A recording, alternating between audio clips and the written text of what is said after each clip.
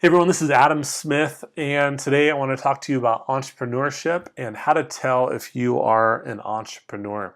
So, I've been studying this about myself for years, and the more I started to understand that we all have a different personality and that not everyone is an entrepreneur, but some people really are, it started making me try to get answers about how do you know?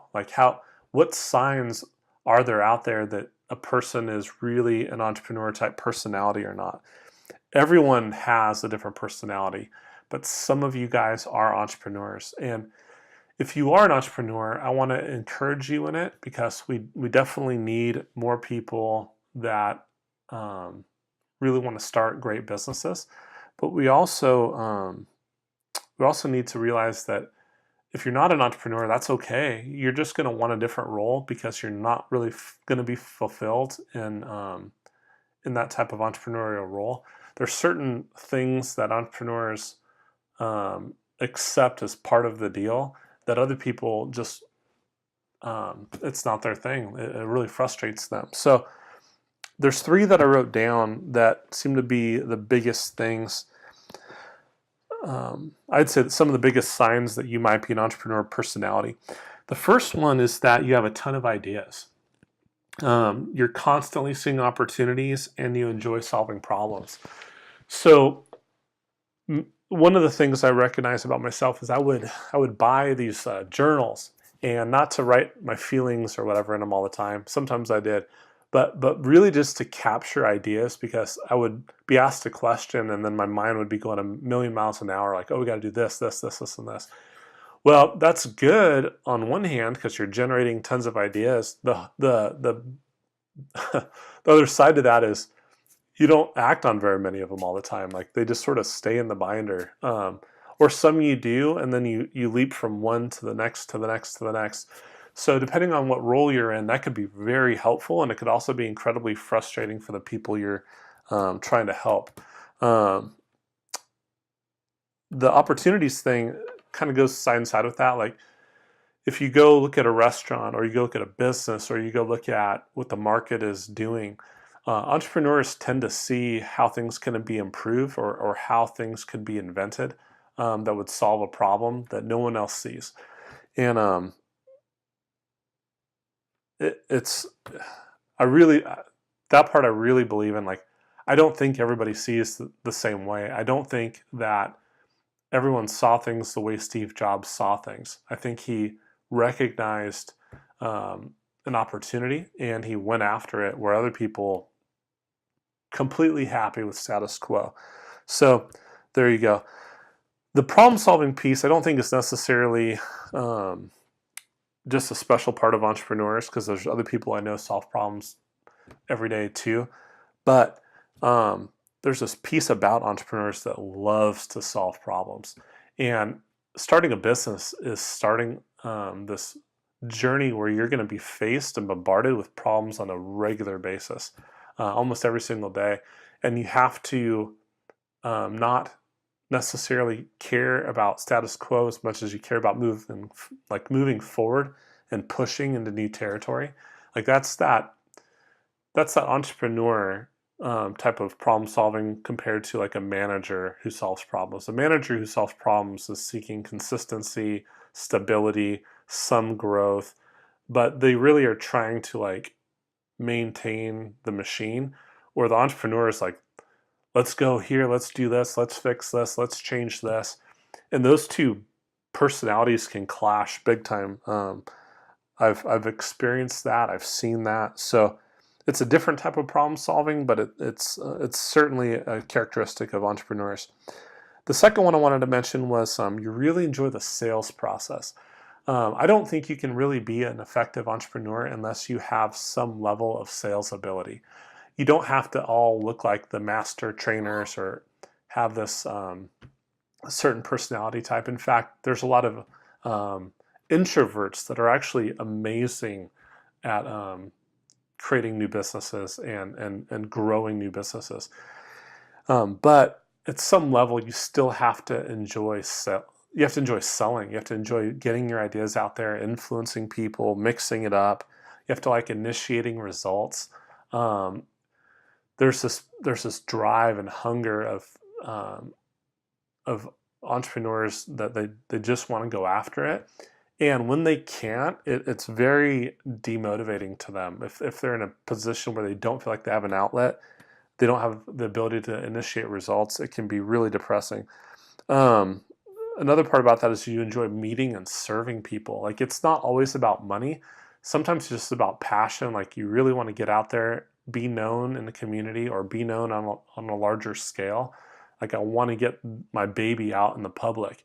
So there's this piece of like connectedness that I think is a strong indicator that you're an entrepreneur. I think people that hate the sales process, I don't know how you would justify starting a business. Like every business needs some level of selling, even if it's just copywriting and you don't ever have any live interaction. You still have to know and appreciate the sales process. Okay, the last one I wanted to touch on was you're willing to take risks. So part of that is you just accept responsibility for your actions. You really believe that if it is to be, it's up to me, and you don't want to let anyone stop you. Like you're willing to charge in and make something happen. People that want to play it safe or they value stability um, above being able to create opportunity. They're not great entrepreneurs because they're not willing to deal with the flows that happen. Like if you run a business, you know that more often than not you're doing this. You're not necessarily doing this or like every day is different. Months are different. Quarters are different. You hit spells. New entrants come into the market. Like it's a dynamic thing. Um, there are some businesses that reach some level of like consistency at some point, but that initial stage isn't like that. That initial stage is rocky. Like there's so many things that you have to get, and I think that's why so many people fail. Is 50% of the businesses fail within 4 years, and it's because like you charge out, and there's tons of things that could blow your business up.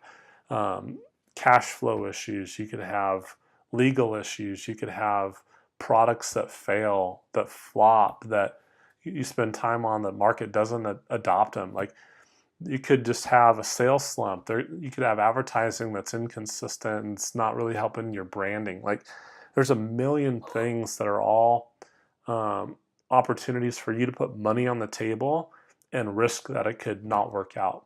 And not everyone's willing to do that. The other part about that is you're willing to stick your neck out. So this is the part that I think frustrates some people and some people appreciate. But one of the ways I think I knew I was an entrepreneur type personality is most entrepreneurs are not very employable. Like we just aren't. We're a bit of a mess. We're kind of all over the place.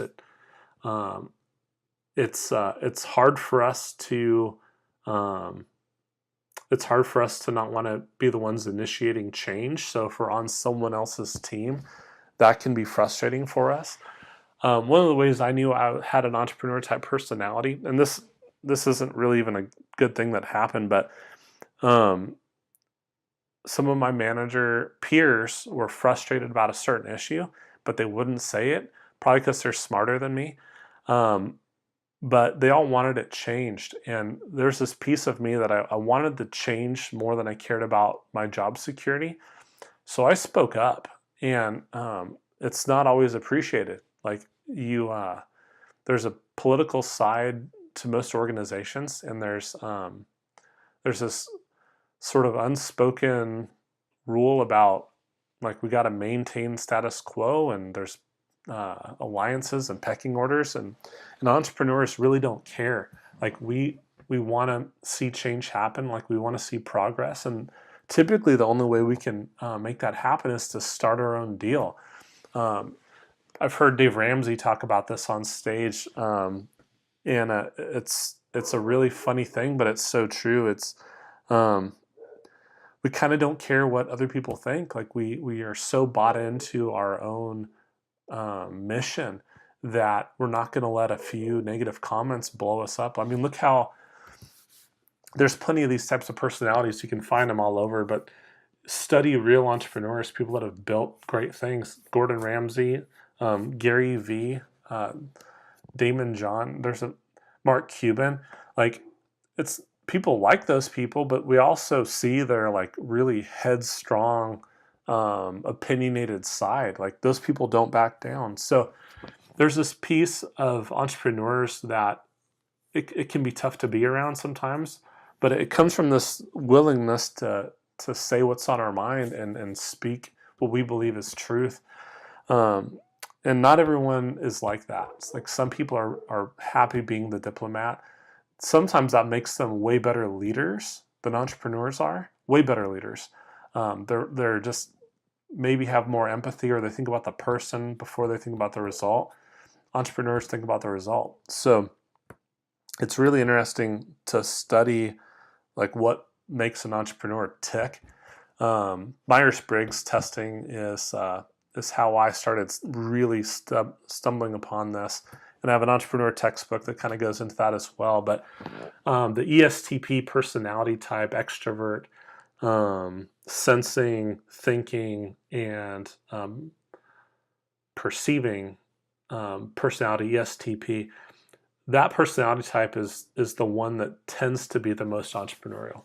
So it's really interesting figuring out who you are, why you think the way you do, why you have these tendencies. And if you are an entrepreneur personality type, there's a lot of us out there, and we all share these similar little quirks, and sometimes they work out in our favor, and sometimes they're frustrating to the people that we're around. But you got to be you. So I hope this has helped you figure out if you may or may not be an entrepreneur.